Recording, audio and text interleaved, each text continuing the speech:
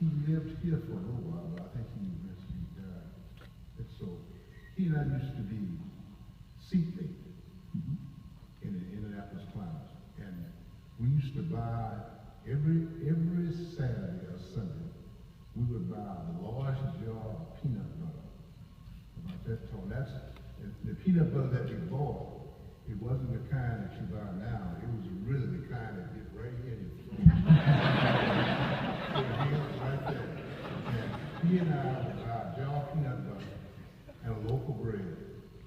And 4 days out of the week, that's what we lived on. We lived on peanut butter and jelly. Peanut butter and bread. And that's what we lived on. And the only time we ever stayed in a hotel was on a Saturday night. And the rest of the time we would travel all over the place. Did you have? But for what he meant to me as a man off the field, what he was able to do, he was always concerned with other people, and not only from a baseball standpoint, but he was very, very smart with baseball.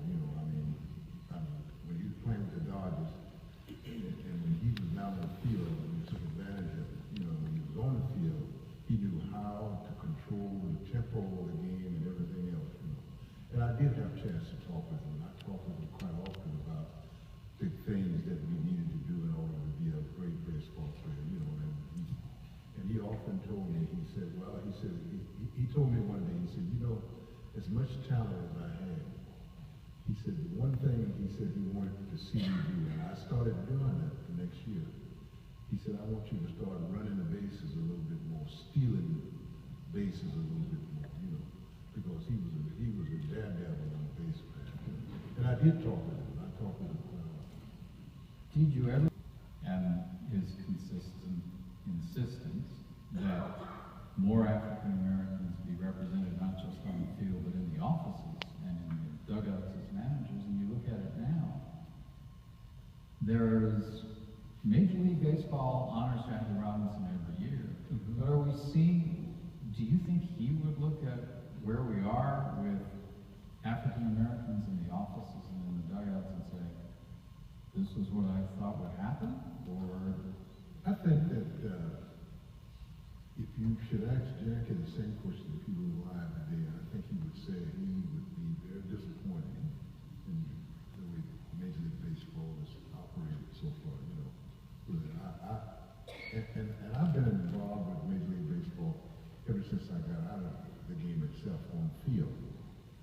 And I too have been somewhat disappointed in some of the things that baseball has done for African Americans. And I've had talk, I've discussed it with the commissioner of baseball, Bud Selig, who still is a good friend of mine. And I've talked with some of the other people in baseball, and here's what some of the things that they have told me that happened. They have a rule now in baseball where if an African American goes into a front office, if you have somebody that is fired, a manager that is fired, before you can hire anybody, you got to give a African American an opportunity, if he's worthy of having an opportunity, to discuss that manager's job with that club. But the only thing about that, and I told the commissioner, I said, the only thing bad about that, I said, they can offer you a job. I said, but what happens when they offer you peanuts? They don't give you enough money to make you want the job. You just can't work for nothing, And I said, that's the problem. I said, the problem is, I said, I would like to see something else attached to that rather than just having an interview with an African American, And so there is still some discussion going on about things like that. But we still have, to be honest with you, Dennis, we still have some ways to go in that regard.